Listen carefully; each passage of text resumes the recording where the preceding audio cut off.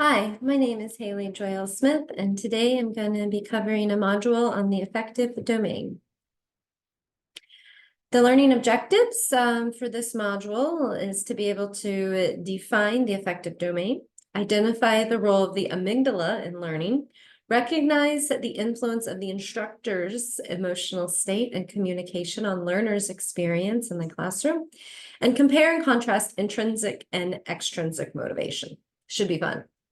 All right, let's just jump right in with what is the affective domain? Well, it comes from the Latin word affectus, meaning feelings. So this includes motivations, attitudes, beliefs, systems, interest, stress, anxiety, and other emotionally based ways of perceiving the world. So a really important part of the brain for the affective domain is the amygdala. And this is the part of the brain that processes emotions and controls our ability to facilitate recall and store long-term memory. It also produces dopamine when performing cognitive tasks. And then lastly, a key term is just going to be motivation. And this should seem fairly familiar to you, but we're going to focus on two specific types, which is intrinsic, being the motivation to achieve an internal goal that comes from personal values and purpose, versus extrinsic, which is motivation to achieve a goal for the sake of external achievement that serves a personal goal. So why is this important? An environment that is emotionally safe and engaging in positive ways enhances the learning experience. So as teachers or trainers, we can increase our effectiveness by considering the affective domain and designing lectures, labs, and courses. And this is beneficial for you to learn is because knowing a little bit about the way the brain processes information helps us identify ways to improve our learning and the learning of others. So how this fits in our training paradigm is really around the learning environment. So this module is going to explain the role of emotions in learning and how to set learners up for success. So the brain. A lot of times we tend to focus on that cognitive aspect of the brain. So that's the logic and the front part, the cerebral part. And the thing is your cognitive function is profoundly impacted and limited by the emotional state of being. So emotional triggers can be either really helpful for attention, something that, excites you or makes you feel really good, you pay attention to. It can also be really harmful for learning if it's sort of a negative experience.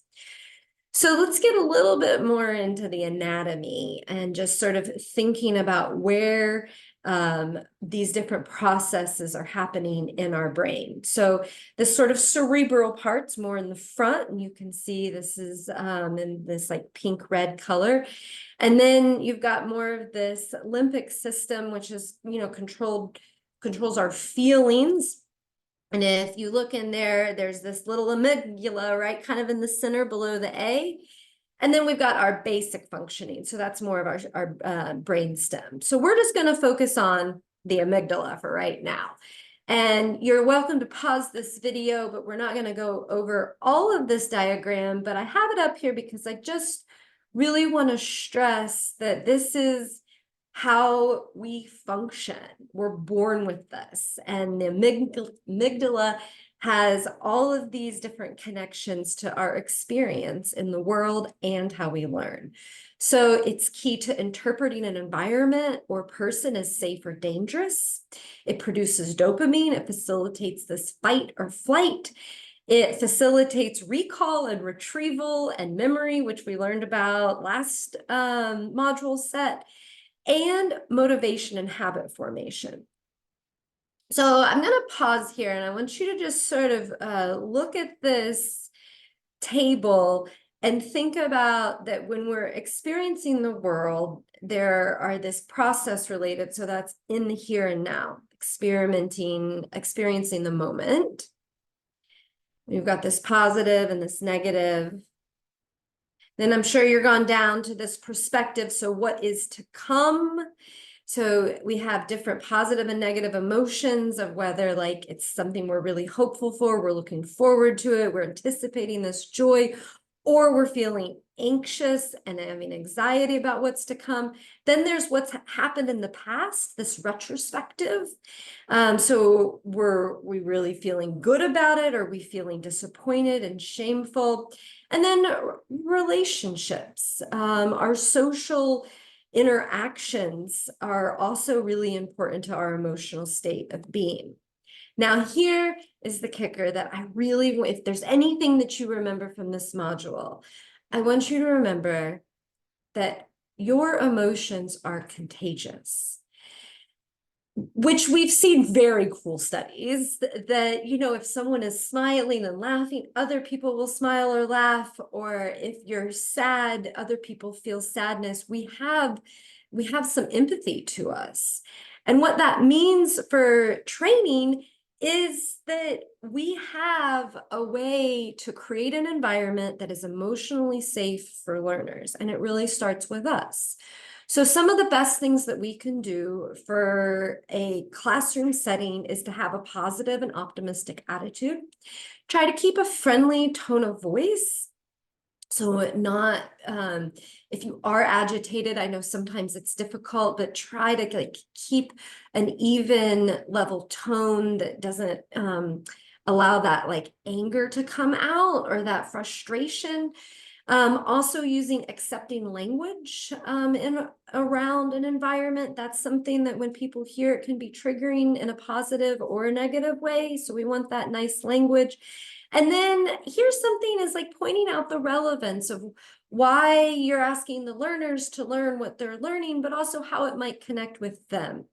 When people have a sense of the relevance of something, there's a tendency for there to be a more of an emotionally involved interaction with the content. So we're gonna just pause and keep on this for just a minute about how there is the safe environment, and that translates into increasing learning. So we see that positive emotions such as enjoyment and hope and pride facilitate storage and retrieval of information. It helps us process information, back to building those neural pathways that we've talked about. And a key thing is that it brings about a sense of intrinsic and extrinsic motivation. And all of these things are really keys to facilitating learning and achieving success. And that's what we want, right? We want our learners to be successful in learning. So types of emotions, we've got this intrinsic and this extrinsic. So this intrinsic are the things, you know, that really bring us joy, you know, the stuff that you're just naturally attracted to. No one has asked you. Maybe you don't even know why, but for whatever reason, when you're thinking about that or you're experiencing something, it makes you happy. You are content to put time and energy into something. Extrinsic motivation is a little more like goal oriented in that there's something that the task that you're doing is going to allow you to achieve something else. So that may be financial stability, it may be praise, it might be just some sort of reward. So I'm going to ask you in this moment to give a few moments to think about what are some of your personal intrinsic motivations.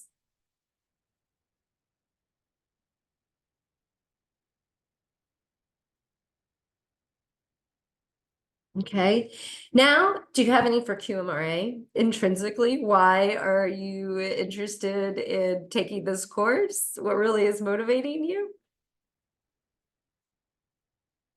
All right. Next, what about this extrinsic motivation? What are some of your personal extrinsic motivations? In general, that you know that is sort of like if someone's got that carrot, you're like, I'm paying attention. I'm gonna just, you know, get in alignment with this and do what I can to achieve that goal to get this other thing. And now also think about for QMRA. Is there a professional career goal for taking this course? Like, what do you think this course is going to help you do that is more of this extrinsic motivation? All right, so in conclusion, I hope that you are a little more on board that emotions are not just like touchy-feely aspects of people. They play a critical role in the learning process and influence a person's motivation. As an instructor, you have the ability to influence the affective domain, so this emotional state of being of learners. And a positive attitude and awareness of the emotional state of learners, similar to that emotional or awareness of cognitive load, being aware of the emotional state of learners is key to setting learners up for success in the learning environment. And lastly, intrinsic and extrinsic motivations propel learners to achieve goals. Thanks.